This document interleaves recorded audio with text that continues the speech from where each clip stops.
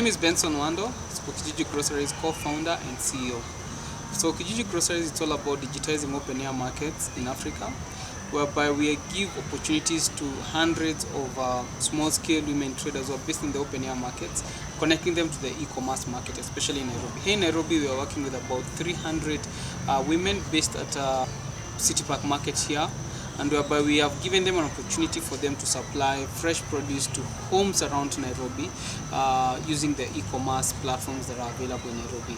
My name is Anastasia Chariot. I get my groceries from the open air market via the Soko Kijiji app, and it is graciously delivered to me by their distribution system. The partnership that we have with World Concern International and African Farms and Markets, it's a partnership whereby we have been contracted to supply fresh fruits and vegetables to over 10 schools in Kajenga, with about a population of 2,500 kids that we are selling to, or rather we are supplying to on a weekly basis. However, we have seen an opportunity whereby we can be able to, based on our work here, we can be able to serve these schools in a better way and in a more sustainable way, whereby we would like to supply whatever we have excesses. For example, here at the market, sometimes most of the clients are not able, most of the traders don't sell all their goods, and they end up having excesses. So sometimes they throw them away.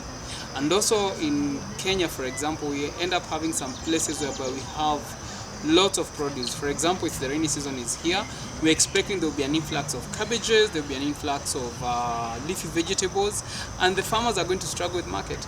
But on the other hand, the irony is that some of the kids who are in these slums, especially where we are working at, they don't have that. They don't have the cabbages, they don't have the tomatoes, they don't have the onions to prepare that. So we are looking at a place whereby we can be able to leverage on our networks, get fresh produce from the farmers who have access, and of course bring it at a very affordable price and supply to the schools at a very affordable price. This ensuring that we create sustainability, so that where there is scarcity and lack of, for example, food, we are able to get it from where there's a lot of overproduction, for example. And one of the things that you have realized is that through this program and the stories that are coming from there, the kids now have a reason to go to school. A number of them couldn't go to school because they don't have food, they didn't have something to eat. A number of them also were underperforming because, of course, when someone that has not taken anything in the morning, you don't expect them to concentrate during class time. So this program has enabled the kids to be in school, to have something to eat. And it's amazing that to hear some of the stories that some kids actually depend on that one meal throughout the day. So they'll just take their porridge in the morning, they take their lunchtime, and they take porridge at 4, and they will not get food at home. So my name is Susan Soko. I'm the head teacher for Medical Junior School. We are very happy to have this program doctors in medicine providing us with a feeding program for children who in most cases without food they have not been coming to school. But now, because we have the feeding program, they are now medicine in the school.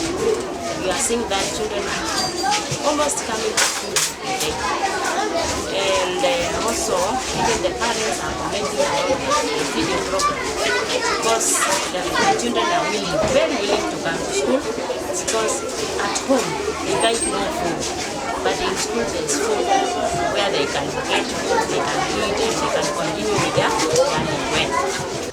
It's quite an eye-opening, especially for us guys who are in business, as a way of how do we connect the development partners, how do we work with the farmers, and how do we facilitate that trade in a more sustainable and in a business-led way. So that's what Soko Kijiji Groceries is looking forward to, looking for guys whom we can work with in terms of feeding program.